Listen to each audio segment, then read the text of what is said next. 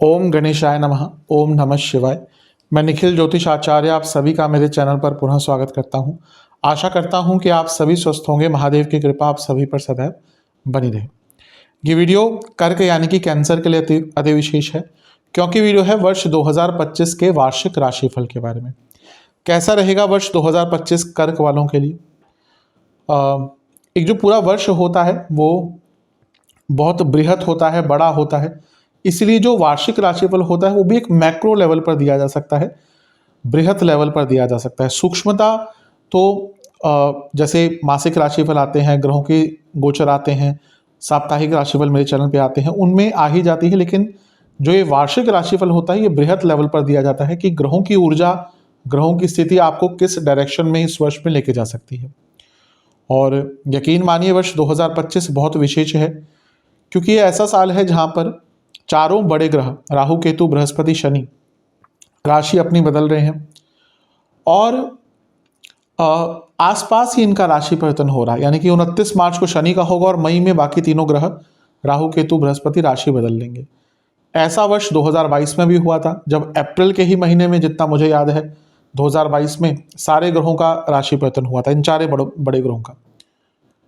तो अवश्य जब ऊर्जा एक साथ बदलती है और ये बड़े ग्रह बहुत कुछ डिसाइड करते हैं, तो जीवन में भी बहुत बड़े बदलाव आते हैं। और ये वर्ष 2025 का भी ऐसा है जहां बहुत बड़े बदलाव आना संभावित नहीं, 100% है। इसके साथ ही एक पर्टिकुलर ग्रह है, यानी कि देवगुरु बृहस्पति, जो आपके लिए भाग्येश भी बनते हैं।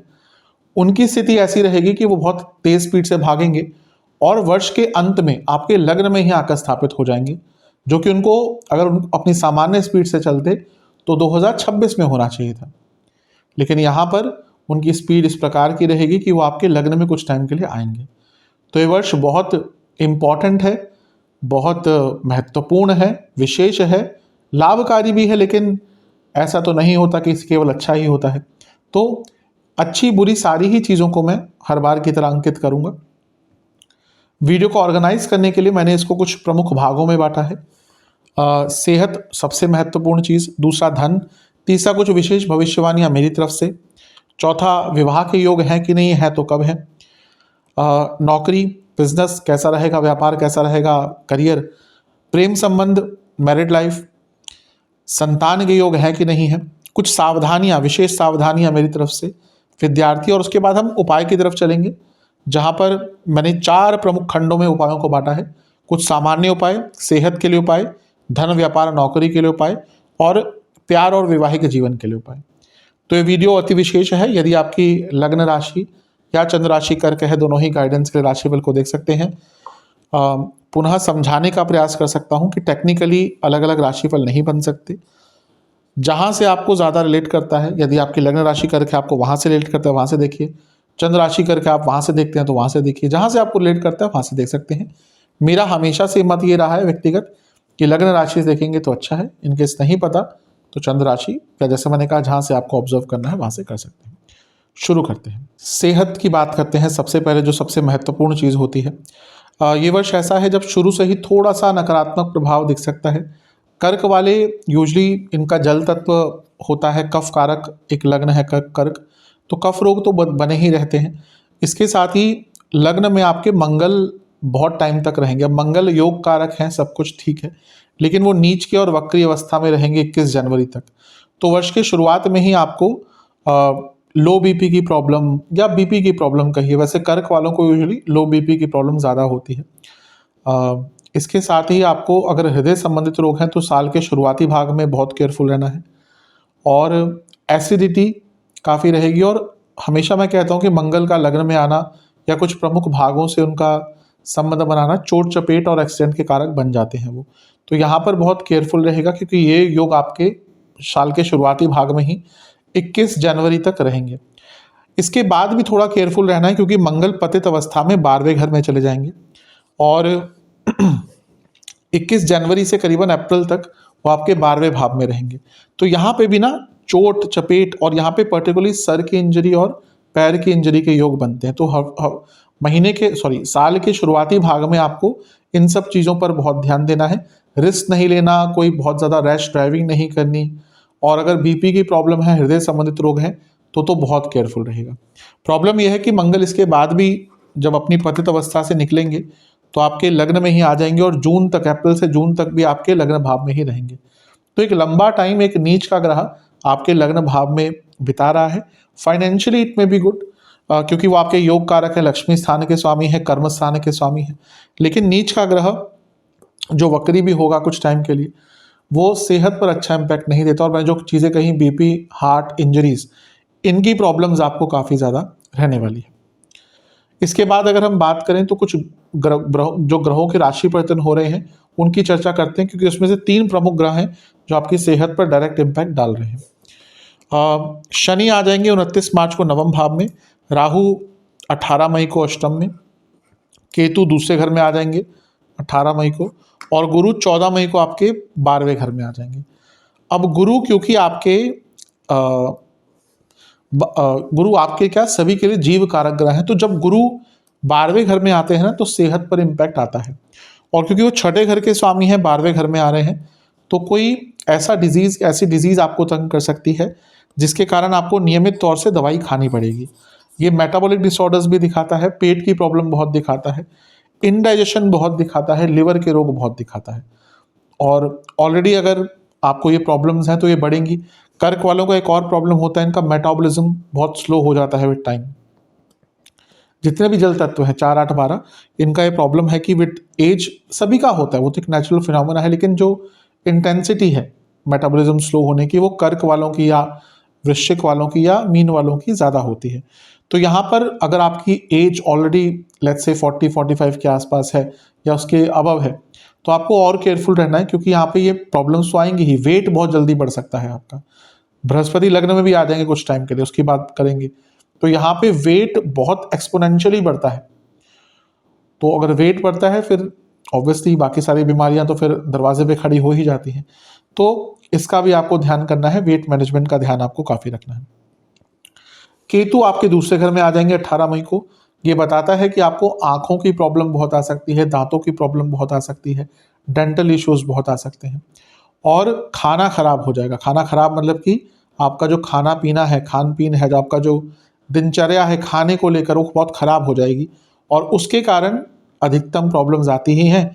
तो अपने खाने पीने पर 18 मई के बाद बहुत केयरफुल तरीके से आपको ध्यान देना है। अगर प्रकृति अपनी पता है, देखिए आयुर्वेद में क्या है, वात पित्त कफ। अब प्योर प्रकृति किसी की नहीं होती। अगर कि कहिए कि प्योर वातज है, प्योर पित्तज है, प्योर कफज है, या तो वातज पित्तज होगी, पित्तज कफज होगी। ये थोड़ा सा डीप में है आयुर्वेद का, लेकिन अपनी प्रकृति को समझिए, देखिए कि आपको कौन सा खाना सूट करता है। किसी आयुर्वेदाचार्य की भी उसमें मदद ले सकते हैं, और उसके हिसाब से अपने खाने को थोड़ा सा केयरफुली हैंडल आपको करना है। जो ग्रह बहुत तंग करेंगे वो है राहु। अष्टम के राहु, अष्टम के केतु, ये बहुत ज़्यादा गंभीर बीमारियां देते हैं। जो बीमारियां जिससे सब डरते हैं, कोई भी बीमारी जिससे सब डरते हैं, बड़ी बीमारियां, वो अष्टम में अगर राहु केतु का प्रभाव होता है। कुंडली में भी अगर देखेंगे ना कि अगर अष्टमेश का अगर राहु से, बृहस्पति से कुछ प्रभाव है, तो फिर जो बड़ी डिजीज होती है, जैसे मैंने कहा जिससे सब डरते हैं, उस प्रकार के रोग यहाँ पे आते हैं।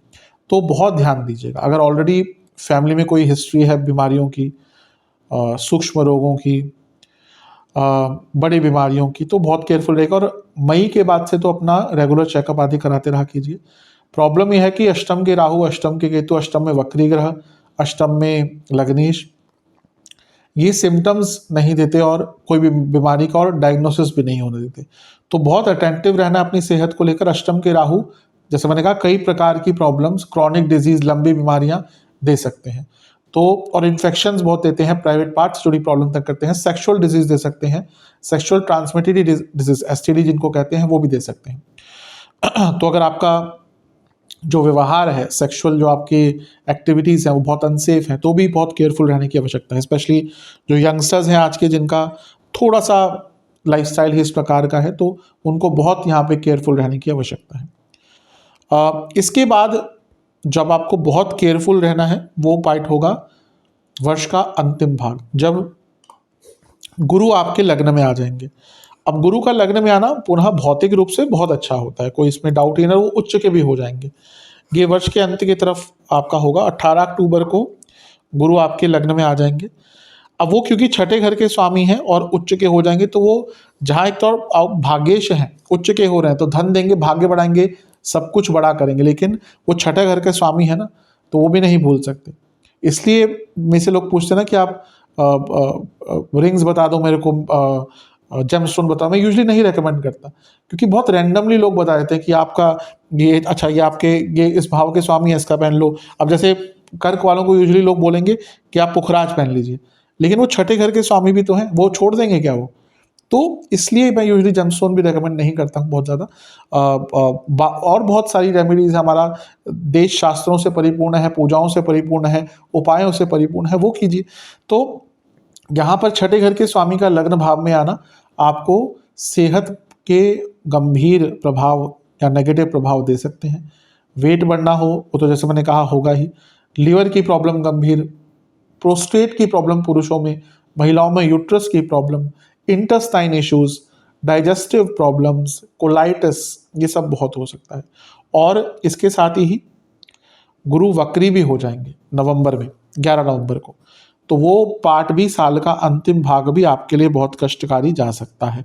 तो इन सारी ही चीज़ों को बहुत केयरफुल रहेगा। मैं यही कहूँगा कि अगर मैं समअप करूँ थोड़ा सा, खाने पीने पर ध्यान, वेट मैनेजमेंट, अपने प्रकृति के अनुसार खाना खाना, और राहु महाराज से बच के रहना, यानी कि नियमित अपना रेगुलर चेकअप कराना, स्पेशली अगर आपकी एज थोड़ी सी ज़्यादा हो चुकी है। तो इन सब चीज़ों पर ध्यान देंगे तो आपके लिए ठीक है। कुछ चीज़ें जो आपको इस वर्ष बहुत तंग करेंगी, आँखों के रोग बहुत तंग करेंगे, आपको बॉडी में हीट बहुत ज़्यादा इस वर्ष अनुभव होगी।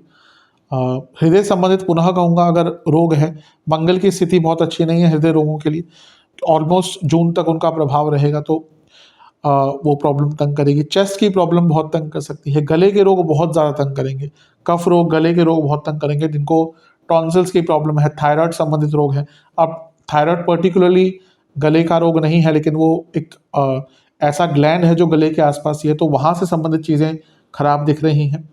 और इसके साथ ही जैसे मैंने इंजरी की बात करी, और एंग्जाइटी एक ऐसी चीज़ है जो इस वर्ष कर्क वालों को बहुत तंग करेगी, क्योंकि राहु जब अष्टम में आते हैं ना, तो अनिश्चितता, ओवर थिंकिंग और सेल्फ डाउट क्रिएट करते हैं, जो अल्टीमेटली आपको एंग्जाइटी की तरफ लेके जाती हैं।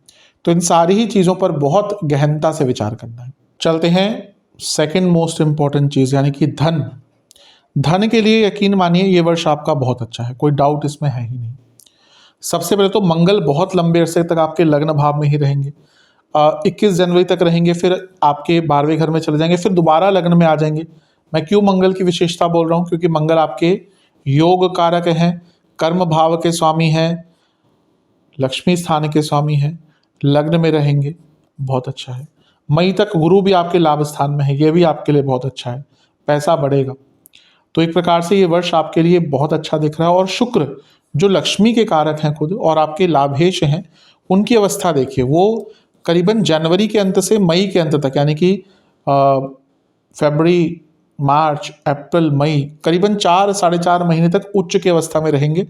कहाँ पे? ऑब्वियसली उच्च के मीन में होते हैं, तो आपके नवम भाव में उच्च की अवस्था में रहेंगे। ठीक है, बीच में वक्री आदि भी होंगे, वो उसमें कोई दो राय नहीं है, लेकिन शुक्र का लाभेश होने के नाते उच्च का होना बहुत लंबे टाइम तक, और राहु के साथ बैठना, यहाँ पे वो ऑलमोस्ट 4 महीने राहु के साथ भी बैठेंगे। और राहु शुक्र की जोड़ी तो बहुत अच्छी है, गुरु चेले की जोड़ी है ना, तो अचानक से नए सोर्सेस ऑफ इनकम, राहु है तो विदेश से पैसा, राहु है तो गुप्त धन, राहु है तो आकस्मिक धन, राहु है तो अनकन्वेंशनल सोर्सेज ऑफ मनी, साथ में शुक्र है, प्रॉपर्टी से पैसा आ सकता है क्योंकि चौथे घर के स्वामी है। इनकम में इंक्रीज होगा, अपॉर्चुनिटीज आएंगी, और धन बढ़ाने का, कमाने का दोनों ही मौका मिलेगा। तो यहाँ से भी बहुत विशेष दिख रहा है। अगर बाकी ग्रहों की राशि परिवर्तन, बड़े ग्रहों की राशि परिवर्तन पे थोड़ा सा नजर डालें, वो भी अच्छे हैं, 1-2 चीज़ों को छोड़कर। राहु 18 मई अष्टम, शनि 29 मार्च नवम, गुरु 14 मई 12वें भाव, और केतु 18 मई दूसरे घर में। अब इसमें जो ग्रह थोड़े से आपके लिए चिंताएं बढ़ाएंगे वो होंगे, पहले अच्छी चीज़ों की बात कर लेते हैं। शनि आपके नवम भाव में आ जाएंगे, भाग्य स्थान में। शनि कर्मठता है और आपके केंद्र के स्वामी हैं, यानी कि कर्म करेंगे, आपको पैसा कमाने से कोई रोक ही नहीं सकता। शनि की एक दृष्टि पूरे वर्ष, बहुत लंबे टाइम तक बल्कि लाभ स्थान पर रहेगी।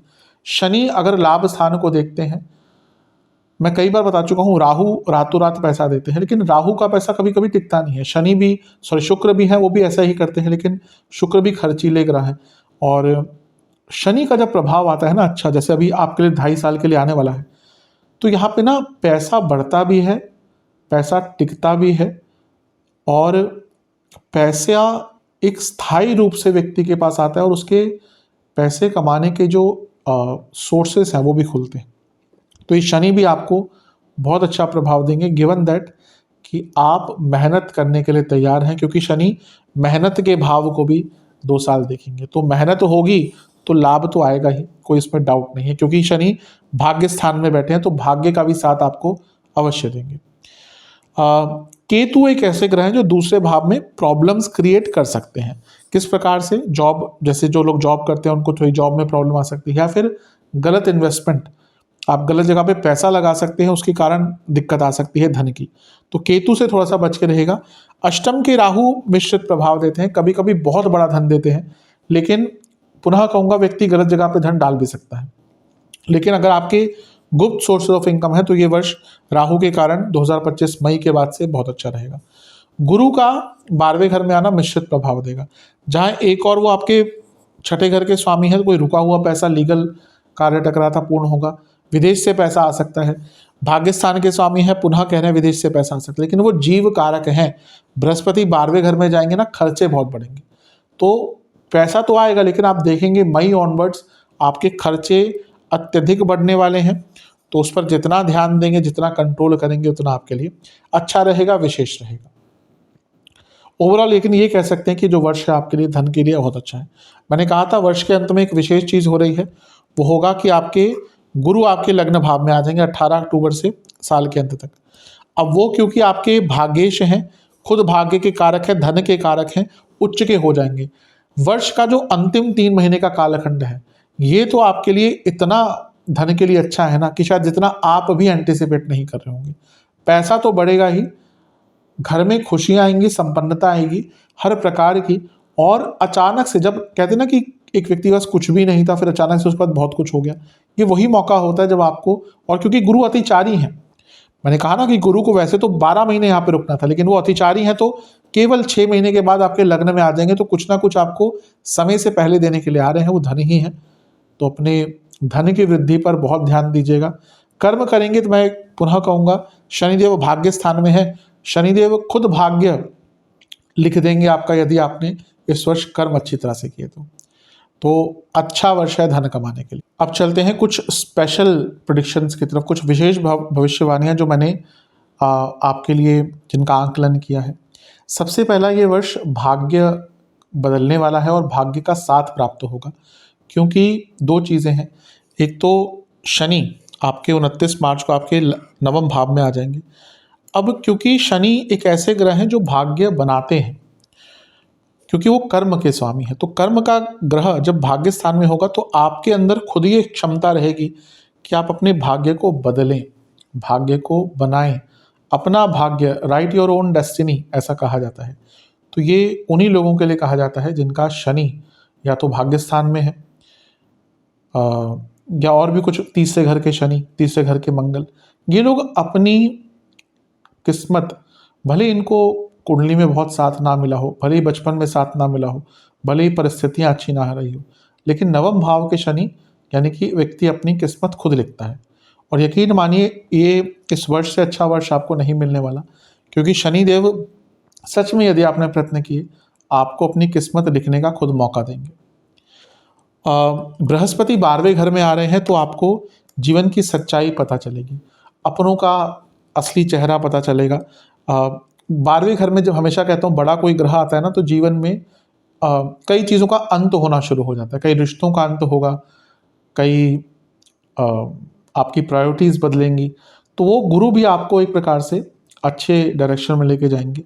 केतु भी जब दूसरे भाव में आते हैं तो ठीक है, थोड़ा सा कभी कभी फाइनेंशियल ट्रबल देते हैं, लेकिन व्यक्ति को मोटिवेट करते हैं कि अपने बारे में कुछ अच्छा करना है, अपने जीवन के लिए कुछ अच्छा करना है। और अष्टम के राहु एक प्रकार से व्यक्ति को बहुत डीप लेके जा सकते हैं कई चीज़ों में। कुछ अनकन्वेंशनल करने का मौका भी दे सकते हैं। तो ये वर्ष काफ़ी अच्छा है, जैसे मैंने कहा भाग्य का साथ मिलेगा, लेकिन आपको इमोशनली थोड़ा सा स्ट्रांग बनना पड़ेगा इस वर्ष के अगर लाभ उठाना है तो, क्योंकि कर्क वाले थोड़े से इमोशनल होते ही हैं, तो इस चीज़ से निकलना पड़ेगा आपको। डिसीजन मेकिंग अगर अच्छी रही तो ये वर्ष आपका बहुत अच्छा रहेगा, इसलिए डिसीजन बहुत केयरफुल होकर करने हैं आपको। नॉलेज, जितना ज्ञान आप अपना अर्जित करेंगे इस वर्ष, उतना ही आपके लिए ये वर्ष और आने वाले वर्ष अच्छे रहेंगे। इंग्लिश में एक शब्द है रीबर्थ। कभी कभी क्या होता है ना, हम सोचते हैं जीवन एक मौका दे दे सब कुछ बदलने का, मिलता नहीं है सबको, लेकिन ये वर्ष दिख रहा है कि कर्क वालों को एक मौका मिलेगा अपने जीवन को बदलने का। धन प्राप्ति है तो अगर धन प्राप्ति होती है, अगर दशांत दशा भी अच्छी चल रही है तो कोई रोक ही नहीं सकता आपको धन कमाने से। तो उस धन का संचय भी कीजिएगा, उसको पैसे से पैसा आता है, वो किस प्रकार से आपको करना है वो आपके ऊपर है, आपकी भूख के ऊपर है, आपके रिस्क टेकिंग एबिलिटी के ऊपर है, या आपकी बुद्धिमत्ता के ऊपर है, या आपके भाग्य के ऊपर है। तो पैसा अगर आता है तो उससे पैसा कैसे और कमाना है, कितना बचाना है, कितना लगाना है, उस चीज़ पर भी ध्यान दीजिएगा। बहुत बदलाव होंगे, बहुत यात्रा भी करनी पड़ेगी, क्रिएटिविटी भी रहेगी आपकी इस वर्ष बढ़ेगी, और एक प्रकार से अपने पूरे जीवन को ठीक करने का, हील करने का अवसर प्राप्त होगा। कॉन्फ्लिक्ट से बचिएगा जितना बच सकते हैं इस वर्ष। अगर कॉन्फ्लिक्ट्स हुई तो जो आपकी ऊर्जा है वो थोड़ी सी खंडित रहेगी, क्योंकि कर्क वाले जैसे मैंने कहा इमोशनल लोग होते हैं। अगर इनके किसी से लड़ाई बहस होती है तो बहुत टाइम तक इनके पूरे मन पर, पूरे चिंतन पर वो चलता रहता है, तो इस पर भी थोड़ा सा आपको ध्यान देने की आवश्यकता है। ओवरऑल देखा जाए वर्ष आपको आगे ही लेकर जा रहा है। अब बात करते हैं कि क्या विवाह के योग इस वर्ष बन रहे हैं तो कब बन रहे हैं। हाँ, ऐसे कई मौके आएंगे जब विवाह के योग आपके बनेंगे। शुरुआती जो भाग है वहाँ पर थोड़े से कष्ट आ सकते हैं विवाह योग के, अगर हम बारे में बात करें तो, क्योंकि मंगल वक्र अवस्था में रहेंगे, योग कारक हैं, तो उनका सप्तम पर प्रभाव चीज़ों में डिले लाएगा, और गुरु भी वक्री होकर सप्तम को देखेंगे तो वहाँ से भी प्रॉब्लम्स आएंगी। तो पहला जो आपका समय अच्छा बनेगा विवाह का, वो होगा जब मंगल पतित हो जाएंगे और गुरु मार्गी हो जाएंगे, यानी कि फरवरी, ये 21 जनवरी को हो जाएंगे, लेकिन गुरु वक्री है 4 फरवरी तक। तो 4 फरवरी के बाद आपका टाइम बहुत अच्छा होगा, क्योंकि मार्गी गुरु की दृष्टि है। तो वहाँ से लेकर 4 फरवरी से लेकर आप मान सकते हैं कि मई तक जो आपका समय है वो अच्छा रहेगा। इस पर थोड़ी सी प्रॉब्लम यह है कि शुक्र जो है, जो विवाह के कारक हैं, वो 29 मार्च को जनवरी में ही आपके नवम भाव में आ जाएंगे, लेकिन वो बहुत सारे ग्रहों के साथ घिरे रहेंगे, फिर उन पर ग्रहण भी लगेगा, और आपके सप्तमेश भी 29 मार्च को नवम भाव में आ जाएंगे, उन पर भी ग्रहण लगेगा और बहुत सारे ग्रहों के साथ मिले रहेंगे। तो जहाँ गुरु एक और आपके लिए एक अच्छी अवस्था क्रिएट कर रहे हैं, वहीं इतने सारे ग्रहों के जमावड़े के कारण क्या हो सकता है कि कन्फ्यूजन बहुत हो, डिले बहुत हो। तो आपको करना क्या है, प्रयासशील रहना है, प्रयत्नशील रहना है, कॉन्वर्सेशन अच्छी करनी है, कम्युनिकेशन अच्छी रखनी है, तभी ये जो विवाह का योग बृहस्पति द्वारा बन रहा है ये अच्छा रिजल्ट देगा। अदरवाइज उसमें अनड्यू डिलेज आ सकती हैं, क्योंकि केतु भी मई तक देखेंगे, तो जहाँ एक और गुरु के कारण फरवरी से बहुत अच्छा समय है, लेकिन ये केतु और शनि और शुक्र पर जो ग्रहण लगेगा, इतने सारे ग्रहों का जमावड़ा रहेगा, वो थोड़ी सी प्रॉब्लम्स आपके लिए क्रिएट कर सकते हैं। तो फरवरी से मई आपको बहुत प्रयत्नशील रहना है। इसके बाद एक जो समय आपका बनेगा विवाह का, वो एकदम साल का अंत भाग होगा, अंतिम भाग होगा, 18 अक्टूबर से साल का अंत, क्योंकि गुरु वहाँ पे आपके लग्न भाव में आ जाएंगे। अतिचारी गुरु हैं तो 6 महीने के लिए यहाँ पे रहेंगे, फिर आपके लग्न में आ जाएंगे। गुरु का अपने आप सप्तम को देखना विवाह का योग बना देता है। तो 18 अक्टूबर से वर्ष का अंतिम जो भाग है, यह आपके लिए विवाह के योग बहुत अच्छे बना रहा है। पुनः कहूँगा ये विवाह का योग मैं कह रहा हूँ, ये मुहूर्त आदि नहीं होता, वो उसके लिए एक अलग प्रोसीजर होता है।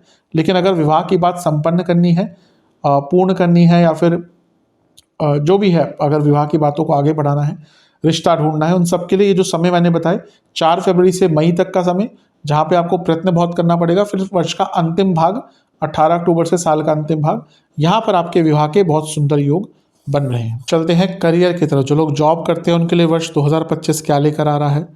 ठीक है, वैसे तो कोई बुरा नहीं है, लेकिन हाँ कुछ स्थितियां हैं जो थोड़ा सा आपको, जिन पर गंभीरता से विचार करना पड़ेगा। सबसे पहले 10वें घर के स्वामी मंगल वक्री रहेंगे लग्न में, ठीक है, उतना बुरा नहीं होता, लेकिन जो पतित हो जाएंगे, यानी कि 21 जनवरी को, वहाँ से अप्रैल तक वो पतित रहेंगे। पतित क्या होता है, ग्रह का गिरना पिछली राशि में। मैं कई बार इसको एक्सप्लेन कर चुका हूँ। कभी कभी ग्रह वक्री होता है तो पतित भी हो जाता है। तो 1 जनवरी से अप्रैल तक का जो टाइम है, यहाँ पर बहुत गंभीरता से आपको काम करना पड़ेगा। जिनके ऑफिस में बुरा हाल चल रहा है, प्रॉब्लम है, तो वहाँ पे जॉब जाने के योग भी बन सकते हैं। तो क्योंकि 12वें घर में 10वें घर के स्वामी हैं, भले ही योग कारक है, लेकिन अगर जिनकी दशा अच्छी नहीं चल रही, उनके लिए 21 जनवरी से अप्रैल तक का जो टाइम है, ये अच्छा नहीं रहेगा। प्रॉब्लम भी आएंगी कार्य क्षेत्र में, गलतियां भी होंगी आपसे, फोकस की कमी रहेगी। कर्क वाले मैं कई बार बताता हूँ कि एक लेड बैक एटीट्यूड होता है, तो वो भी यहाँ पे तंग करेगा। तो ये जो टाइम है, ये कालखंड है, यहाँ पे आपको बहुत गहनता से विचार करना है, बहुत गहनता से ध्यान देना है, क्योंकि ये मंगल जो पतित अवस्था के हैं, ये प्रॉब्लम ला सकते हैं। ऑब्वियसली सबकी जॉब नहीं जाएगी, लेकिन जिनकी दशा अंतरदशा खराब चल रही है और ऑफिस के हालात भी खराब हैं, उनके लिए यहाँ पे प्रॉब्लम्स आ सकती हैं। फिर अप्रैल से मंगल आपके लग्न भाव में ही आ जाएंगे, वहाँ से काफ़ी संपूर्णता आपको देंगे, तो वो टाइम बहुत आपको केयरफुल रहना है। इसके बाद बड़े ग्रहों के गोचर की बात करते हैं, उसमें से कुछ ग्रह हैं जो इम्पैक्ट आपके ऊपर अवश्य डालेंगे। गुरु आपके 12वें घर में चले जाएंगे, ये होगा 14 मई को। केतु दूसरे घर में 18 मई, शनि नवम भाव 29 मार्च, राहु 18 मई अष्टम भाव। अब इसमें से कौन सा ग्रह सबसे ज़्यादा इम्पैक्ट डालेगा? केतु। क्यों? क्योंकि केतु की एक दृष्टि 10वें घर पर रहेगी, तो डायरेक्ट इम्पैक्ट है ना। तो इसके कारण से आपको करियर में कुछ चुनौतियां भी हो सकती हैं, लेकिन कुछ अच्छा भी हो सकता है। अच्छा क्या होगा? केतु का दूसरे में आना और राहु का 10वें से 11वें में आना, यानी कि जॉब चेंज का योग बन जाता है। लेकिन इसके साथ ही जो केतु हैं, वो अगर जैसे मैंने कहा दशा अंतरदशा अच्छी नहीं चल रही, तो काम में से मन हटाएंगे और कभी कभी व्यक्ति जॉब क्विट भी कर देता है, इतना प्रेशर उसके ऊपर आता है। तो वहाँ पे बहुत केयरफुल देखना, अपनी परिस्थितियों को देख के कीजिएगा अगर कुछ बड़ा निर्णय लेना है। लेकिन अच्छा क्या प्रभाव है कि केतु ज्ञान के कारक है, सूक्ष्म ज्ञान के कारक है, स्किल्स के कारक है। तो अगर आपके पास स्किल्स हैं, आपने सीखी हुई हैं, तो करियर में उत्थान होगा, यानी कि आगे बढ़ने का मौका मिलेगा। और अगर इस टाइम पे भी आप अपने करियर में अपने स्किल्स को इम्प्लीमेंट करते हैं, मेहनत करते हैं, कुछ नया सीखते हैं, तो उससे भी करियर में बहुत आगे बढ़ने का आपको अवसर प्राप्त हो सकता है।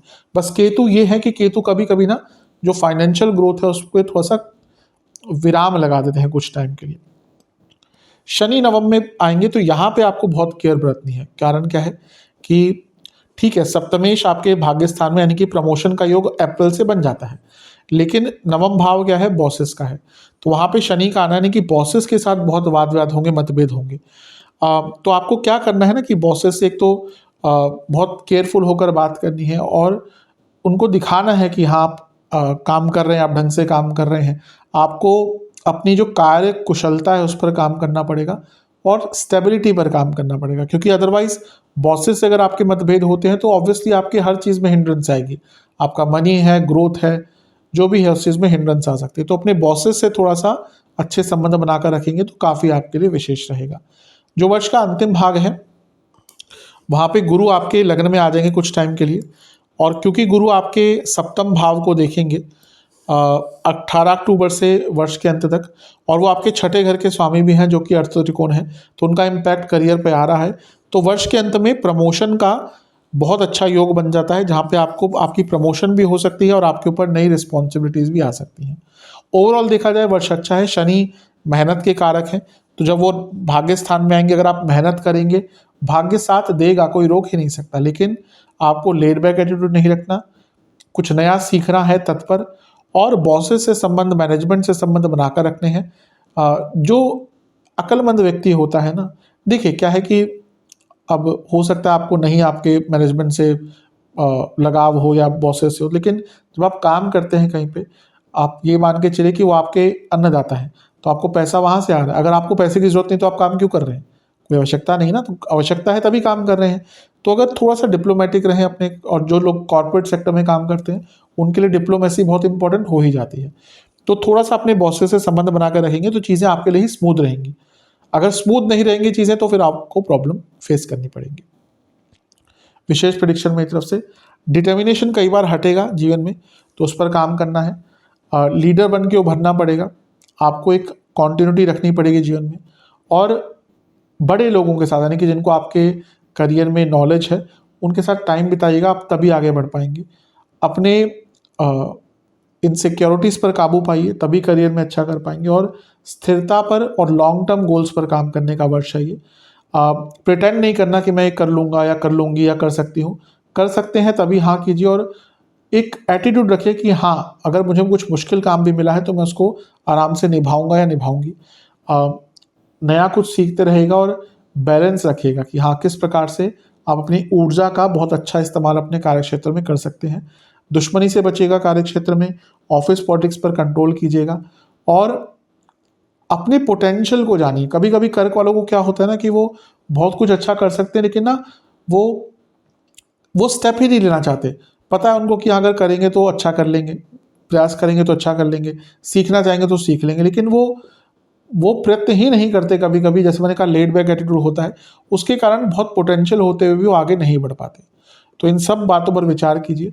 अगर आप marketing, digital marketing, social media, banking, finance, administrative services, immigration, कुछ भी क्रिएटिव वर्क करते हैं, या फिर आप कुछ भी कंसल्टेशन बेस्ड कार्य है आपका, तो ये पूरा ही वर्ष आपका अच्छा जाएगा। चलते हैं बिजनेस की तरफ। बिजनेस के लिए देखिए, वैसे देखा जाए वर्ष अच्छा है, बहुत अच्छे योग बन रहे हैं, लेकिन शुरुआती भाग में पुनः आपको केयरफुल रहना पड़ेगा, क्योंकि वक्री मंगल देखेंगे और वो योग कारक हैं। तो क्या होता है ना कि नुकसान होते हैं। ये रहेगा 21 जनवरी तक प्रभाव। और एट द सेम टाइम आपके अगर हम देखें तो गुरु, वो भी वक्री अवस्था में 4 फरवरी तक देखेंगे। तो वर्ष का जो शुरुआती भाग है वो बिजनेस के लिए अच्छा नहीं है। वक्री गुरु की दृष्टि, वक्री मंगल की दृष्टि 21 जनवरी तक, केतु तो वक्री है ही, तो उनका प्रभाव, तो वक्री 3 ग्रहों का प्रभाव, यानी कि कार्यक्षेत्र में उलझने, कार्यक्षेत्र में गलतियां, पुरानी गलतियां, कंफ्यूजन, धोखाधड़ी, खर्चे बढ़ना, काम रुकना, ये सब हो सकता है, क्योंकि एक नहीं 3 वक्री ग्रहों का प्रभाव है। तो लेकिन जैसे जैसे समय आगे जाएगा तो चीज़ें बेटर होना शुरू हो जाएंगी। मंगल जो है वो पतित हो जाएंगे, तो चौथे जो उनकी वक्री दृष्टि है सीधी वो पड़ रही थी, वो हट जाएगी। हाँ, वो अभी भी आपके सप्तम भाव को देखेंगे 8वीं दृष्टि से, लेकिन फिर भी चीज़ें उतनी नेगेटिव नहीं होंगी, क्योंकि वो नीच के भी थे और वक्री भी थे। गुरु मार्गी हो जाएंगे 4 फरवरी को, तो वहाँ से फिर पैसा बढ़ना स्टार्ट होगा। तो ये कह सकते हैं कि फरवरी ऑनवर्ड्स चीज़ें आपके लिए बेटर हो जाएंगी। इसके बाद क्या है ना कि देखिए, सप्तम भाव होता है बिजनेस का, तो उसके स्वामी यानी कि शनि देव का गोचर होगा 29 मार्च को। तो वहाँ से आपके लिए चीज़ें बहुत अच्छी होंगी, क्योंकि शनि क्या है, वो आपके सप्तमेश है, तो उनका भाग्य स्थान में जाना, यानी कि बिजनेस में भाग्य का साथ मिलेगा। और उनकी अवस्था ऐसी रहेगी कि वहाँ पे उच्च के शुक्र भी होंगे, जो आपके लाभ स्थान के स्वामी, यानी कि पैसा बढ़ेगा। और यहाँ पे क्या होगा ना कि यहाँ पे बहुत सारे ग्रहों का प्रभाव शनि पर रहेगा। 29 मार्च को तो ग्रहण लग रहा है, तो वो भी एक अपने आप में इम्पैक्ट लेकर आएगा। तो ये सारी ही चीज़ें इम्पैक्टफुल आपके लिए रहेंगी, और बिजनेस को बढ़ाने का, बिजनेस को आगे लेकर जाने का सारा ही योग आपका यहाँ पर बनता हुआ दिख रहा है। तो इस चीज़ का ध्यान दीजिएगा, आपके लिए अवश्य परिपूर्णता ये लेकर आ सकती है। लेकिन जिनकी दशा अंतरदशा अच्छी नहीं है, क्योंकि ग्रहण लग रहा है सप्तमेश पर, तो उनके लिए मार्च का महीना थोड़ा सा नेगेटिव प्रभाव भी लेकर आ सकता है। इसके साथ ही आपके अष्टम भाव में भी एक ग्रहण लगेगा। अभी ग्रहण की चर्चा कर रहे हैं तो उसी पे आ जाता हूँ। तो आपके अष्टम भाव में भी एक ग्रहण लगेगा अराउंड सितंबर में, तो वहाँ पे भी 11 सितंबर को, तो वहाँ पे भी आपको ये चंद्र ग्रहण होगा। वहाँ पर भी कार्यक्षेत्र, अपने बिजनेस में आपको बहुत केयरफुल रहना, क्योंकि वहाँ पे बिजनेस में गलतियाँ हो सकती हैं। लेकिन ये शनि का जो प्रभाव है, ये बिजनेस में आपको बहुत आगे लेकर जाएगा। नया बिजनेस स्टार्ट करना हो, बिजनेस में कुछ अलग करना हो, कुछ रिस्क लेने हो, इन सभी चीज़ों के लिए अच्छा वर्ष है। केतु भी सप्तम को देखेंगे मई तक, लेकिन जैसे ही मई में ग्रहों के गोचर होंगे तो केतु का प्रभाव हट जाएगा। तो जो बिजनेस में देरी या डिले जो आपको अनुभव हो रहे थे, वो भी कम होंगे। केतु दूसरे घर में आ जाएंगे 18 मई को, गुरु आ जाएंगे आपके 12वें घर में 14 मई को, और राहु आ जाएंगे 8वें भाव में 18 मई को। अब इसमें से राहु आपको बहुत अच्छा प्रभाव देंगे, क्योंकि सप्तम से दूसरे भाव में आए हैं, धन स्थान में सप्तम के, तो पैसा बढ़ेगा, विदेश से पैसा आएगा, गुप्त धन भी आप कमा सकते हैं। और इसके साथ ही आपके जो गुरु हैं, वो भी वर्ष के अंत में अतिचारी अवस्था के कारण आपके लग्न भाव में ही आ जाएंगे। तो अक्टूबर के बाद भी आपको धन कमाने के बहुत मौके मिलेंगे, क्योंकि उच्च के गुरु सप्तम भाव को देखेंगे। तो ये वर्ष बहुत फेजेस में आपको बिजनेस में बहुत लाभ देता हुआ दिख रहा है। तो अच्छा वर्ष है, लेकिन जो मैंने शुरुआती भाग कहा वहाँ पर ध्यान देना है। और ये जो ग्रहण की मैंने बात करी, ये बदलाव लाएगा बिजनेस में, लेकिन जिनकी दशा अंतशा अच्छी नहीं चल रही उनको यहाँ पे गवर्नमेंट से प्रॉब्लम, पार्टनर्स के साथ धोखाधड़ी या पार्टनर्स के कारण धोखाधड़ी और किसी लीगल पचड़े में फंसने का भी योग बन जाता है। तो यहाँ पे केयरफुल रहने की आवश्यकता है, स्पेशली मार्च और अप्रैल के टाइम में केयरफुल रहिएगा। विशेष भविष्यवाणियाँ, बोलना कम है, काम ज़्यादा करना है। कोई किसी से कॉन्फ्लिक्ट चल रहा है तो कॉम्प्रोमाइज़ कर लीजिएगा और अपने दुश्मनों से बच के रहिए, अपने कॉम्पिटिटर से बच के रहिए। वो इस वर्ष आपको बहुत दुख पहुँचाने की कोशिश करेंगे। स्ट्रेस मैनेजमेंट करना पड़ेगा, बहुत अच्छे मौके आएंगे तो उस मौके का लाभ उठाना है, लेकिन मेंटल एग्जॉस्शन से, फिजिकल एग्जॉस्शन से बचना है, क्योंकि उसका एक प्रभाव पूरे व्यक्तित्व पर पड़ता है। अचानक से कोई निर्णय लेने, इम्पल्सिवनेस अगर आई, राहु के कारण कभी कभी इम्पल्सिवनेस आती है अष्टम के, तो वो तंग करेगी। और हर कार्य को समयबद्ध तरीके से करना है, ना ही बहुत जल्दी ना ही बहुत लेट से। अगर आप consistency, speed, time management, stress management, इन तीन चार चीज़ों पर अगर आपने काम कर लिया और अपने बिजनेस में सिंप्लिसिटी रखी, तो ये वर्ष अवश्य आपको बहुत कुछ देकर अपने बिजनेस में जाएगा। अगर आप इमिग्रेशन, रियल एस्टेट, प्रॉपर्टी,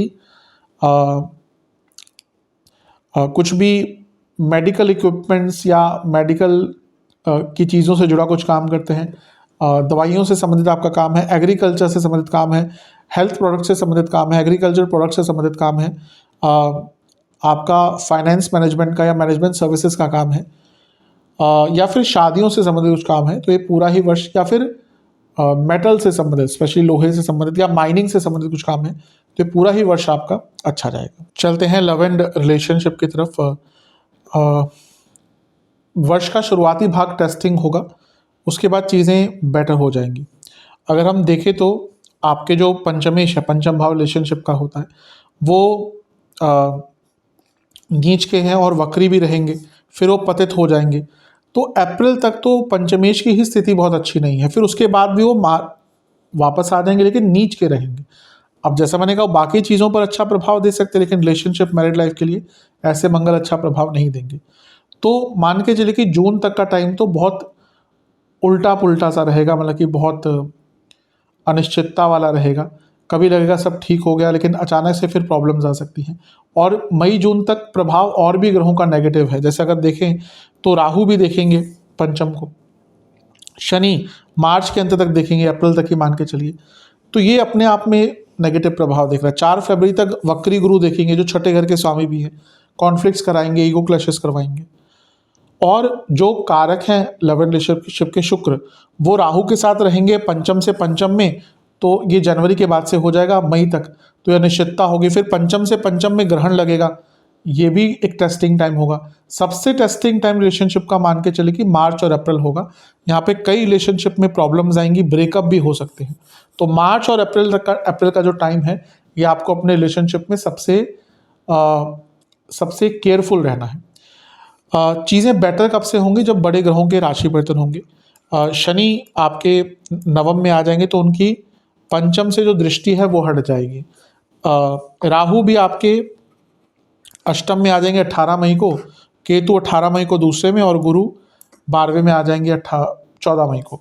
तो इसमें अच्छा क्या हुआ कि शनि यहाँ पे थे तो उनकी दृष्टि हट गई, राहु यहाँ पे थे तो उनकी दृष्टि हट गई, तो राहु शनि का प्रभाव एकदम हट जाएगा। मंगल की स्थिति भी तब तक आते आते ठीक हो जाएगी, और शुक्र पे से भी जो बहुत ग्रहों का प्रभाव था वो भी हट जाएगा। तो मान के चले कि मई जून के बाद से रिलेशनशिप में बहुत अच्छा एक प्रभाव आपको देखने को मिलेगा। और वर्ष के अंत में जब गुरु आपके अतिचारी होकर लग्न भाव में आएंगे, तो पंचम को देखेंगे, सप्तम को भी देखेंगे। तो इवन जो लोग रिलेशनशिप में और विवाह करना चाहते हैं, उनके लिए विवाह का योग भी वर्ष के अंत में गुरु बना कर देंगे। तो ये मान के चले कि जो शुरुआती भाग है साल का, स्पेशली मार्च अप्रैल, ये बहुत कष्टकारी जाएगा। उसके बाद से चीज़ें बेटर होना शुरू हो जाएंगी। विशेष प्रेडिक्शन, थोड़ा सा अनकंडीशनल सपोर्ट और लव दीजिएगा अपने पार्टनर को, और अपने रिलेशनशिप को भी थोड़ा अनकंडीशनल रखिएगा। जितना कंडीशनल रिलेशनशिप होता जाता है ना, कोई भी हो, वो खराब होगा ही कभी ना कभी। एक इनोसेंस रखिएगा रिलेशनशिप में। प्रॉब्लम है तो उसको एक नई स्टार्ट देने की कोशिश कीजिएगा रिलेशनशिप को। अगर लंबा रिलेशनशिप चल चुका है तो मैरिज की एटलीस्ट बातचीत कीजिए। कभी कभी क्या होता है ना कि चीज़ें आगे नहीं बढ़ती, फिर रिलेशनशिप में स्टैग्नेशन आ जाता है और फिर रिलेशनशिप टूटता है। अपने ऊर्जा को बैलेंस करने की कोशिश कीजिएगा रिलेशनशिप में और सपोर्टिव रहिएगा पार्टनर के प्रति। और सबसे इंपॉर्टेंट है बिलीफ अपने पार्टनर पर, अपने रिलेशनशिप पर। इन दोनों में से किसी भी चीज़ पर अगर आपका बिलीफ, आपका विश्वास कम हुआ तो प्रॉब्लम्स आ सकती है। एफर्ट्स लगाइएगा अपने रिलेशनशिप को ठीक रखने का। और सबसे इंपॉर्टेंट चीज़ है कि पैशन रहना चाहिए, ट्रस्ट रहना चाहिए, रोमांस रहना चाहिए। और शक मत कीजिएगा। ये वर्ष ऐसा है जब स्पेशली जून तक आप राहु के प्रभाव के कारण शक बहुत करेंगे पार्टनर पे, और उसके कारण भी प्रॉब्लम बढ़ेगी।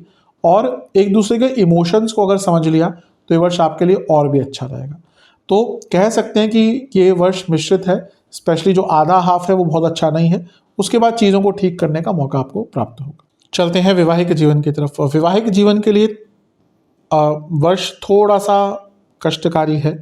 कई ऐसी चीज़ें होंगी जो तंग करेंगी, स्पेशली जो शुरुआती भाग है साल का।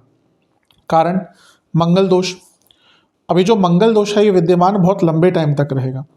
पहले तो 21 जनवरी तक मंगल यहीं पे रहेंगे, फिर पतित अवस्था में आपके 12वें घर में चले जाएंगे, लेकिन वहाँ पे भी मंगल दोष होता है। और ये मान के चलिए कि जून तक मंगल का प्रभाव 7वें घर पर होगा। पहले 21 जनवरी तक मंगल यहाँ से देखेंगे लग्न भाव से, फिर 12वें घर में भी मंगल दोष होगा, लेकिन अष्टम दृष्टि से देखते रहेंगे। तो जून तक मैरिड लाइफ में काफ़ी प्रॉब्लम्स रहेंगी, उसको कोई रोक नहीं सकता। क्यों? क्योंकि मंगल ही केवल नहीं देख रहे, केतु भी देख रहे हैं। तो केतु तो सेपरेटिव है। मंगल 12वें घर में चले जाएंगे तो यहाँ पे 21 जनवरी के बाद पति पत्नी के बीच में फिजिकल इंटीमेसी के इश्यूज आते हैं, लड़ाई झगड़े बहुत होते हैं, कहा सुनी बहुत होती है, और केतु के कारण डिटैचमेंट शुरू हो जाता है। तो मैरिड लाइफ में जून तक का टाइम काफ़ी कष्टकारी है। हाँ, उसके बाद चीज़ें ठीक होंगी। फरवरी में भी गुरु मार्गी हो जाएंगे तो उनका मार्गी प्रभाव थोड़ा ठीक करेगा। आपके जो सप्तमेश हैं यानी कि शनि, वो नवम भाव में आ जाएंगे, लेकिन बहुत सारे ग्रहों के साथ घिरे रहेंगे, तो वो भी कह सकते हैं कि मई जून तक वो भी कोई बहुत ज़्यादा बचा नहीं पाएंगे। यहाँ पे ग्रहण भी लगेगा, बहुत सारे ग्रह भी रहेंगे। चीज़ें वैवाहिक जीवन में भी कहीं ना कहीं जून के बाद से ही ठीक होना शुरू होंगी, जब एक तो राहु आपके मई में, मान के चलिए राहु आपके अष्टम में आ जाएंगे, केतु का प्रभाव सप्तम से हट जाएगा, और शनि भी फिर ग्रहों के जो प्रभाव है उससे थोड़ा सा दूर हो जाएंगे। गुरु आपके छठे घर में, 12वें घर में आ जाएंगे, सप्तम से छठे भाव में आ जाएंगे। तो यहाँ पे चीज़ें थोड़ी सी ठीक होंगी। लेकिन उसके बाद भी अगर हम देखें तो मंगल जब आपके जून में दूसरे घर में आएंगे तो मंगल दोष वहाँ पे भी रहेगा। तो यहाँ पे मंगल एक ऐसे ग्रह हैं जो आपके लिए, और अंगारक दोष भी कुछ टाइम के लिए बनेगा, ये भी अराउंड जून में ही होगा। तो ये मंगल एक ऐसे ग्रह हैं जो भले ही आपके योग कारक हैं, लेकिन मैरिड लाइफ के लिए इस पूरे वर्ष में बहुत तंग करने वाले हैं। लड़ाई झगड़े बहुत होंगे, कॉन्फ्लिक्ट्स बहुत हुआ करेंगे, और जैसा मैंने कहा कि कभी कभी एकदम डिटैच फील करेंगे अपने लाइफ पार्टनर से, और ये भी सोचेंगे कि क्यों मैं इस वैवाहिक जीवन में अभी तक बंधा हुआ हूँ। तो थोड़ा सा आपको केयरफुल रहकर बिताना है वर्ष। जैसा मैंने कहा मई जून के बाद सुधार होगा, लेकिन ऐसा नहीं कि एकदम सब ठीक हो जाएगा। और मैं कई बार ये भी बता चुका हूँ, कर्क और सिंह वाले जो जातक होते हैं इनकी मैरिड लाइफ बहुत अच्छी यूजली भी नहीं होती, और यहाँ पे भी कोई बहुत विशेष परिस्थितियाँ नहीं करी कि मैं कहूँ कि सब कुछ ही ठीक हो जाएगा। लेकिन हाँ, मई जून के बाद स्थिरता आएगी। उससे पहले का ऐसा टाइम है जब बहुत प्रॉब्लम आ सकती है, और इवन डाइवोर्स तक भी बात यहाँ पर पहुँच सकती है। तो बहुत केयरफुल आपको रहना है मैरिड लाइफ में। वर्ष का अंतिम भाग भी जब गुरु अतिचारी होकर आपके लग्न भाव में आएंगे, और वो नवंबर में वक्री भी हो जाएंगे, और वो क्योंकि छठे घर के स्वामी हैं तो वर्ष के एकदम अंतिम भाग में भी लड़ाई झगड़े और डाइवोर्स के चांसेस बन सकते हैं। तो इन सारी ही चीज़ों पर आपको बहुत गहनता से विचार करना है। विशेष प्रेडिक्शन, हर चीज़ पर रिएक्ट नहीं करना, लेट गो, बहुत दो प्यारे शब्द हैं इंग्लिश के, इसको अपनाइएगा, कुछ नया कीजिएगा, लेकिन अपनी सेल्फ रिस्पेक्ट का भी ध्यान देना है। प्रॉब्लम कर्क वालों के साथ यही होती है कि पहले तो बहुत गिविंग होते हैं, दे अलाउ अदर पीपल कि उनको फॉर ग्रांटेड लें, फिर बाद में वो चीज़ नहीं कर पाते, फिर प्रॉब्लम होती है। कभी कभी बर्डन सा लगेगा रिलेशनशिप या वैवाहिक जीवन, तो प्रॉब्लम समझनी है। विद्रोही नहीं होना, गलत जगह पर गुस्सा दिखाते हैं कर्क वाले। ईगो क्लैशेस से बचना है। इसके साथ ही आपको कोशिश करनी है कि अपने वाणी में सुधार रखिए, लेकिन फिर से कहूँगा सेल्फ रिस्पेक्ट पर बहुत ध्यान देना है, अपनी हो अपने लाइफ पार्टनर की हो। लड़ाई झगड़े होते हैं, लेकिन अगर आपके लाइफ पार्टनर ज़्यादा डोमिनेटिंग है, ज़्यादा डिमांडिंग है, तो आपको थोड़ा सा एक लिमिट बांधनी पड़ेगी कि हाँ, यहाँ तक आपको आप अलाउ करेंगे, उसके आगे आपकी सेल्फ रिस्पेक्ट हर्ट हो रही है, इस पर ध्यान देना है। बातों को पूर्ण करना है और संभावनाएं एक दूसरे के लिए समझनी है कि हाँ, किस प्रकार से अपने जीवन को मिलकर आगे लेके जाना है, प्लानिंग कैसे करना है, एज अ टीम कैसे आगे बढ़ना है, इन सारी ही चीज़ों पर आपको विचार करना पड़ेगा। ओवरऑल थोड़ा सा मिश्रित ही है वैवाहिक जीवन। अब बात करते हैं संतान का योग बन रहा है कि नहीं बन रहा। बन रहा है, बहुत अच्छा संतान का योग बन रहा है। आपके लिए गुरु जब तक वक्री हैं 4 फरवरी तक, तब तक थोड़ी प्रॉब्लम हो सकती है, और आपके पंचमेश भी वक्री रहेंगे साल के शुरुआती भाग में, और वो पतित भी हो जाएंगे, तो कॉम्प्लिकेशंस आ सकती हैं। लेकिन अगर आप कंसीव करना चाहते हैं तो मैं कहूँगा कि 4 फरवरी से मई तक का जो टाइम है, 14 मई का, ये आपके लिए बहुत विशेष है, क्योंकि मार्गी गुरु का जो लाभ स्थान में बैठे हैं उनका प्रभाव रहेगा। गुरु को मैं क्यों यहाँ पे चर्चा में ले रहा हूँ, क्योंकि गुरु आपके क्या सबके संतान के कारक होते हैं। मंगल क्योंकि वक्री पतित अवस्था में रहेंगे तो थोड़े कॉम्प्लिकेशंस ला सकते हैं, लेकिन गुरु जैसे ही मार्गी होंगे फरवरी से, तो फरवरी से मई का टाइम बहुत अच्छा रहेगा। इसके बाद गुरु आ जाएंगे आपके 12वें घर में, होगा 14 मई को। तो वहाँ से मैं ये तो नहीं कह रहा कि बहुत बुरा प्रभाव होगा, लेकिन हाँ, वो समय उनके लिए ज़्यादा अच्छा होगा जो अननेचुरल कंसीविंग करना चाहते हैं, क्योंकि 12वें घर के बृहस्पति IVF हो या बाकी चीज़ें हो, सैरोगेसी हो, उसमें अच्छा प्रभाव दे सकते हैं, या कोई मेडिकल ट्रीटमेंट फॉलो कर संतान प्राप्ति हो। 29 मार्च के बाद एक और अच्छी चीज़ होगी, शनि का प्रभाव पंचम से हट जाएगा, तो वहाँ से भी आपको विशेष परिस्थिति संतान प्राप्ति के देखने को मिलेगी। तो नेचुरल कंसीविंग के लिए कहूँगा मैं कि 4 फरवरी से मई तक का टाइम अच्छा है। जो लोग अननेचुरल कंसीविंग करना चाहते हैं उनके लिए 14 मई से 18 अक्टूबर का, जब तक बृहस्पति आपके 12वें घर में है। फिर उसके बाद नेचुरल कंसीविंग का एक और योग बनेगा 18 अक्टूबर से, जब गुरु अतिचारी अवस्था में आपके लग्न में आ जाएंगे, और अक्टूबर से साल के अंत तक आपके पंचम भाव को देखेंगे, तो वहाँ पे भी संतान प्राप्ति के योग बन जाते हैं। तो 2 प्रमुख टाइम है, मान के चलिए कि फरवरी से मई तक का टाइम फॉर नेचुरल कंसीविंग, फिर नेचुरल कंसीविंग के लिए अक्टूबर से दिसंबर तक का टाइम, और डॉक्टरी हेल्प से मेडिकल प्रोसीजर फॉलो कर अगर कुछ संतान प्राप्ति करनी है तो मई से लेकर अक्टूबर तक का टाइम आपका अच्छा रहेगा। तो इन सारी ही चीज़ों पर ध्यान दीजिएगा अगर आप पेरेंटहुड की तरफ जाना चाहते हैं तो। अब बात करते हैं कुछ विशेष सावधानियां जिन पर आपको बहुत गहनता से विचार करना है। ये कुछ स्पेशल आंकलन है मेरा जो मैंने आपके लिए बनाया है। सबसे पहला, आपको ना इस वर्ष अपने इनसिक्योरिटीज़ पर काबू पाना पड़ेगा। कर्क वालों में बहुत इनसिक्योरिटीज़ होती हैं क्योंकि चंद्रमा लग्नेश हैं, बहुत तेज़ गति से भागते हैं, और भी कई कारण हैं इसके। तो अपनी इनसिक्योरिटीज़ पर काबू पाइएगा, ये वर्ष उसके लिए अच्छा है। थोड़ा कॉन्शियस रहिए कि आसपास क्या चल रहा है। कभी कभी कर्क वाले क्या होते हैं ना, वो इमोशंस में बह जाते हैं, वो अपनी परिस्थितियाँ भूल जाते हैं, अपनी रिस्पॉन्सिबिलिटीज़ भी भूल जाते हैं कभी कभी। सबके साथ नहीं कहूँगा, लेकिन यूजुअली कभी कभी ऐसा देखा जाता है। और ज़्यादा अच्छे बनने की कोशिश मत कीजिए। सभी के साथ कहूँगा कि अपने, यूजुअली क्या होता है ना, ये लोग अपने दोस्तों के साथ, मेनली अपने दोस्त, अपने सोशल सर्कल में इतना इन्वॉल्व हो जाते हैं कि बाकी चीज़ों पर ध्यान कम देते हैं। ईश्वर की आराधना करना शुरू कर दीजिए। शनि नवम भाव में आ रहे हैं, इससे अच्छा टाइम मिलता नहीं। मैं हमेशा कहता हूँ कर्क वालों को कि अध्यात्म की तरफ जाइए, पूजा पाठ कीजिए, क्योंकि भाग्य स्थान के स्वामी बृहस्पति हैं। तो डिवोशनल रहिए, स्पिरिचुअल रहिए और ज्ञान प्राप्ति करिए। ये वर्ष ज्ञान प्राप्ति का बहुत अच्छा है। शनि नवम भाव में आए तो धार्मिक ज्ञान प्राप्ति होगी, और केतु दूसरे घर में, राहु अष्टम भाव में, कि जो नॉर्मल आपका लाइफ है उसमें भी कुछ सीखने को मिलेगा। और ऑकल्ट विद्या है, जो ऑकल्ट साइंसेज हैं, उसमें भी आपको आगे बढ़ने का मौका मिलेगा। मैं खैर उसको ऑकल्ट साइंस कहना मेरे को अच्छा नहीं लगता। विद्या, कोई भी विद्या है सीखना, उसमें आपको आगे बढ़ने का मौका मिलेगा।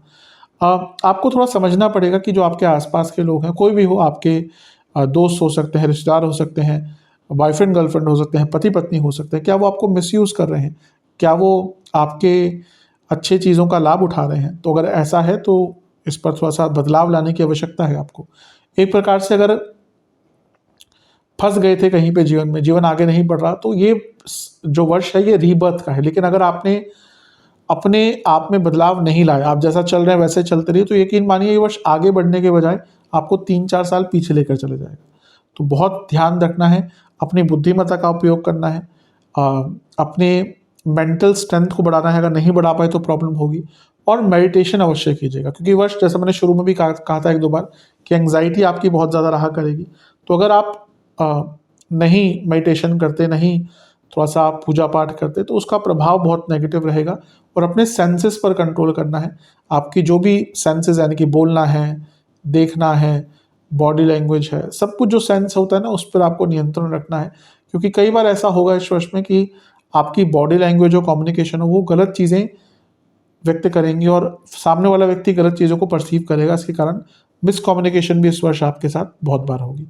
तो इन सारी ही जो वार्निंग्स हैं, इन पर गहनता से विचार करना है। बात करते हैं स्टूडेंट्स की। स्टूडेंट्स के लिए वर्ष देखा जाए तो अच्छा ही है। शुरुआती भाग थोड़ा सा कष्टकारी रहेगा, क्योंकि पंचमेश जो है, जो भाव होता है स्टूडेंट्स का, उसके स्वामी वक्री रहेंगे, फिर पतित हो जाएंगे। तो अप्रैल तक स्थिति थोड़ी सी डामाडोल रहेगी, लेकिन फरवरी में जैसे ही गुरु मार्गी होंगे, पंचम को देखेंगे, तो आपके लिए बहुत अच्छा एक प्रभाव लेकर आएंगे। स्टूडेंट्स को भाग्य का साथ मिलेगा और स्थिरता आना शुरू हो जाएगी। तो ये कह सकते हैं कि फरवरी के बाद से स्टूडेंट्स के लिए टाइम अच्छा है।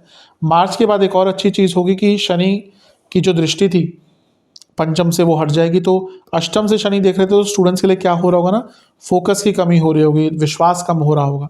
तो 29 मार्च को ये ठीक हो जाएगा। राहु का प्रभाव भी 18 मई से हट जाएगा। ठीक है, 18 मई तक विदेश जो स्टूडेंट जाना चाहते थे उनके लिए अच्छा, लेकिन राहु भी भ्रमित करते हैं, तो वो प्रभाव भी 18 मई से ठीक हो जाएगा। और इसके साथ ही केतु भी जब पंचम से 10वें में आएंगे, तो आपके अंदर एक विचार आएगा कि हाँ, अब अपने टाइम को मेरे को यूटिलाइज करना है। तो ओवरऑल देखा जाए ये वर्ष अच्छा ही है स्टूडेंट्स के लिए। बस ध्यान देना है आपको मार्च और अप्रैल में, क्योंकि पंचम से पंचम में बहुत सारे ग्रह रहेंगे। 29 मार्च को ग्रहण भी लगेगा। तो यहाँ पे क्या हो सकता है ना, होता है कभी कभी एकदम ही फोकस हट जाता है। व्यक्ति या बच्चा जो अच्छा पढ़ रहा है, सब कुछ ठीक कर रहा है, उसका एकदम ही ध्यान हट जाता है और फिर वो गलत चीज़ों में चले जाता है। अदरवाइज ये वर्ष अच्छा है। साल का अंतिम भाग है जब बृहस्पति आपके 12वें घर को छोड़कर मई में आपके 12वें घर में आएंगे। अतिचारी होंगे, इसलिए आपके लग्न भाव में आ जाएंगे अक्टूबर में। और वो क्योंकि आपके भाग्यस्थान के स्वामी और खुद भाग्य के कारक है, उच्च के होकर पंचम को देखेंगे। तो अगर अक्टूबर से दिसंबर में आपका कुछ महत्वपूर्ण काम है, इंटरव्यू है, जॉब इंटरव्यू है, एडमिशन के लिए है, कोई कॉम्पिटिटिव एग्ज़ाम है, उन सारी ही चीज़ों में आपको अच्छा रिजल्ट यहाँ पर देखने को मिलेगा। विशेष प्रेडिक्शन, ओवर कॉन्फिडेंस से दूर रहिएगा। अपने पॉजिटिव पॉइंट्स पर काम करना है आपको, अपने रिटेंशन पावर पर काम करना है और अपने कॉम्पिटिटिव स्पिरिट को बढ़ाना है। कभी कभी ऐसा हो सकता है इस वर्ष कि आप ना कॉम्पिटिटिव एग्ज़ाम के नाम से या कंपटीशन के नाम से डर जाएं, उस पर ध्यान देना है। अपनी अच्छी क्वालिटीज़ को और निखारिए। जो जॉब ढूंढ रहे थे उनके लिए भी वर्ष अच्छा है। और सबसे इम्पोर्टेंट है ज्ञान प्राप्ति, ना केवल बुकिश नॉलेज। मैं हमेशा स्टूडेंट्स को कहता हूँ कि कुछ ऐसा भी साथ में सीखिए जो इन केस अगर आपका प्लान काम नहीं करता, या फिर एटलीस्ट आपको और भी चीज़ों की नॉलेज होनी चाहिए, ताकि आगे चलकर आपके ऑप्शन खुले रहें। और अपने गुरु के सानिध्य में रहिएगा, टीचर्स हैं, सीनियर्स हैं, उससे भी आपको बहुत लाभ प्राप्त होगा। वर्ष ठीक है, बस जो मैंने टाइम बताया जहाँ पर ध्यान देने की आवश्यकता आपको ज़्यादा है। उपाय की बात करते हैं। सबसे पहले सामान्य उपाय जो आप सभी को करने हैं, ये उपाय आपको 4 सोमवार करने हैं। शिव मंदिर जाना है, महादेव का कच्चे दूध से अभिषेक करना है, और उसके बाद आपको गंगा जल से अभिषेक करना है। फिर शिव जी के सामने बैठकर आपको 2 घी के और 4 तिल के तेल के दिए अर्पण करने हैं, यानी कि 6 दिए हो गए। और हर दिए में आपको पीली सरसों के कुछ दाने डालने हैं, और वहीं बैठकर आपको ओम शशि शेखराय नमः मंत्र का 108 बार जाप करना है। और मंदिर में आपको दूध और चावल का दान करना है। ये उपाय आपको 4 सोमवार करना है। अवश्य इस उपाय को कीजिएगा, जीवन में सफलता प्राप्त होगी। अब बात करते हैं सेहत के लिए। सेहत के लिए आपको ये उपाय 3 पूर्णिमा करना है। हर महीने में एक बार पूर्णिमा आती है। आपको शिव मंदिर जाना है, एक पात्र में दूध, उसमें गेहूं के दाने, घी, इन 3 चीज़ों को मिलाना है और शिवलिंग का अभिषेक करना है। और उसके बाद अभिषेक इस द्रव्य से करने के बाद नॉर्मल जो जल है उससे जलाभिषेक शिवलिंग का करना है। आपको सफ़ेद पुष्प की कोई भी माला अर्पण करनी है और सफ़ेद वस्त्र भी आपको शिवलिंग पर अर्पण करना है। फिर वहीं पर बैठकर आपको 4 सरसों के तेल के दिए अर्पण करने हैं महादेव को, और ओम रोग नाशाय नमः मंत्र का 108 बार जाप करना है और महामृत्युंजय मंत्र का भी 108 बार जाप करना है। ये उपाय कर लेंगे, अवश्य जो आपके सेहत है वो इस वर्ष काफ़ी अच्छी रहेगी। और इसके साथ ही मंदिर में आपको तिल के तेल का दान भी करना। अब बात करते हैं धन, व्यापार और नौकरी के लिए क्या उपाय करें कि स्थिरता बनी रहे। ये उपाय आपको 2 अमावस्या करना है। लक्ष्मी जी की पूजा करनी है आपको। किस प्रकार से? आपको लक्ष्मी जी को एक मीठे पान का भोग लगाना है और किसी भी सफ़ेद मिठाई का भोग लगाना है। ये मार्केट से ला सकते हैं, किसी अच्छे शुद्ध जो मिठाई की दुकान है वहाँ से ला सकते हैं। और घर में खीर बनानी है आपको, जिसमें आपको मगज के दानों का उपयोग करना है। जो भी मगज के दाने होते हैं, कोई भी मिल जाए, 4 मगज भी आते हैं, एक अलग इंडिविजुअल मगज के दाने भी आते हैं। तो नॉर्मल खीर बनाइए, उसमें मगज के दाने और गुलाब जल ये बनाकर महालक्ष्मी को भोग लगाइए और साथ में एक नारियल का भी भोग लगाइए और महालक्ष्मी के सामने बैठकर ओम सौभाग्यदायिने ओम सौभाग्य स्वरूपिणे नमः मंत्र का 108 बार जाप कीजिए और लक्ष्मी चालीसा का 8 बार पाठ कीजिए। ये उपाय 2 अमावस्या करेंगे, अवश्य आपके लिए बहुत अच्छा लाभ आपको देखने को मिलेगा। अब बात करते हैं कि प्यार और वैवाहिक जीवन में स्थिरता बनी रहे, तो उसके लिए क्या करें। 2 उपाय करने हैं आपको। ये उपाय 3 शुक्रवार करने हैं। सबसे पहला, शिव मंदिर जाइएगा, एक पात्र में जल, गुलाब जल, इत्र, कोई भी इत्र, सिंथेटिक नहीं, कोई जो नॉर्मल इत्र होता है, जो अच्छा इत्र होता है, वो मिलाना है और शिवलिंग का और पार्वती माता का अभिषेक करना है। फिर दोनों का ही आपको चंदन से विलेपन करना है। फिर वहाँ पर बैठकर आपको गौरी चालीसा और शिव चालीसा का 3-3 बार पाठ करना है और ओम शिव शक्ति स्वरूपाय नमः मंत्र का 108 बार जाप करना है। और इसी दिन यानी कि शुक्रवार को ही आपको दुर्गा मंदिर में माता के श्रृंगार का कुछ सामान और एक नारियल का दान करना है। ये 3 शुक्रवार कर लेंगे, अवश्य जो वर्ष है आपका उसमें प्यार और वैवाहिक जीवन दोनों में ही स्थिरता बनी रहेगी। आशा करता हूँ कि जो वीडियो है आपके काम आएगा। चैनल पे नए हैं, सब्सक्राइब कर लीजिए, वीडियो को लाइक कर लीजिए। मिलता हूँ अगली वीडियो में, तब तक के लिए ओम नमः शिवाय।